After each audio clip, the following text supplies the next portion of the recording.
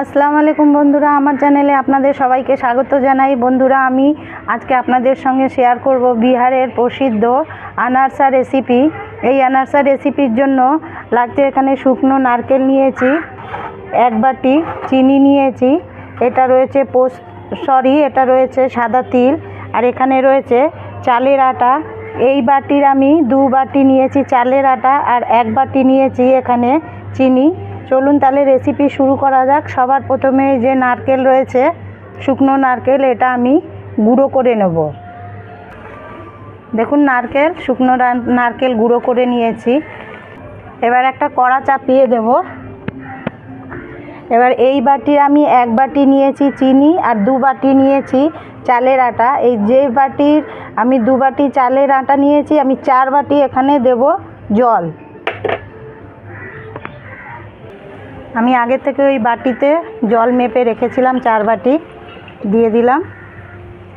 এই দিয়ে দিচ্ছি 1 বাটি চিনি। এবার এটা গুলে যাওয়ার অপেক্ষা করব। চিনি গলে গেছে, এবার এর মধ্যে দিয়ে দেব অল্প একটুখানি সাদা তেল। এই যে শুকনো নারকেল বেটে রেখেছিলাম, এই শুকনো নারকেল দিয়ে দেবো।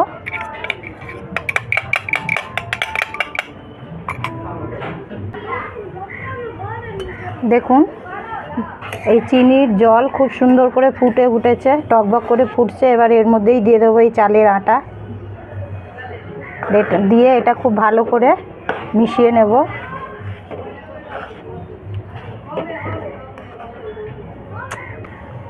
দেখুন, এরম হয়ে গেছে। এবার আমি গ্যাস বন্ধ করে দিলাম আর এটাকে ঠান্ডা হওয়ার অপেক্ষায় থাকবো। এটা ঠান্ডা হয়ে গেলে তারপরের প্রসেস করব। ঠান্ডা হোক।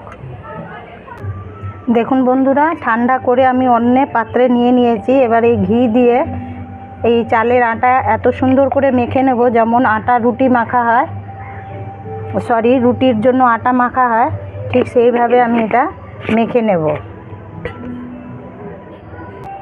দেখুন, খুব সুন্দর করে এটা মাখা হয়ে গেছে। এবার হাতের মধ্যে অল্প একটু তেল নেব। তেল নিয়ে এরকম লেচি কেটে নেব, যেরকম যেরকম সাইজের খেতে চান, ছোট বড়, এই যে এরকম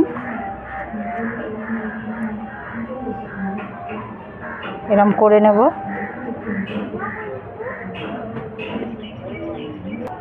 দেখুন, আমি সব তৈরি করে নিয়েছি এইভাবে। এটা খুবই দারুণ লাগে খেতে, বাড়িতে একবার অবশ্যই ট্রাই করবেন। এবারে নিয়ে নেব সাদা তিল। এবারে এই তিলের মধ্যে এগুলো এরকম চেপে চেপে নেব, এই যে এইভাবে।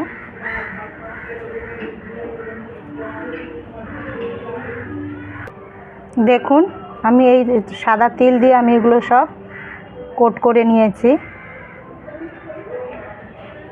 এবার একটা আমি ফ্রাইং প্যান চাপিয়ে দিয়েছি। এবার এই ফ্রাইং প্যানে আমি দিয়ে দেব তেল, সাদা তেল দিয়ে দেব।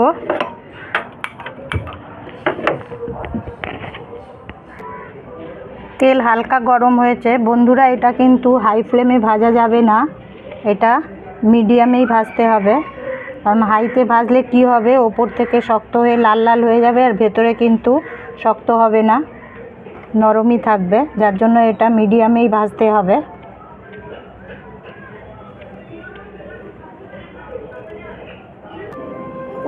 দেখুন কীরকম লাল হয়ে এসছে।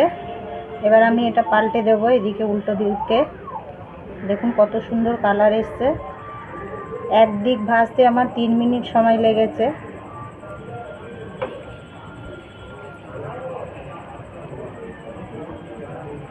সব পাল্টে দিলাম। দেখুন হয়ে গেছে। এবার আমি তুলে নিচ্ছি। টোটাল সময় লেগেছে 6 থেকে 7 মিনিট। দেখুন কত সুন্দর কালার এসছে।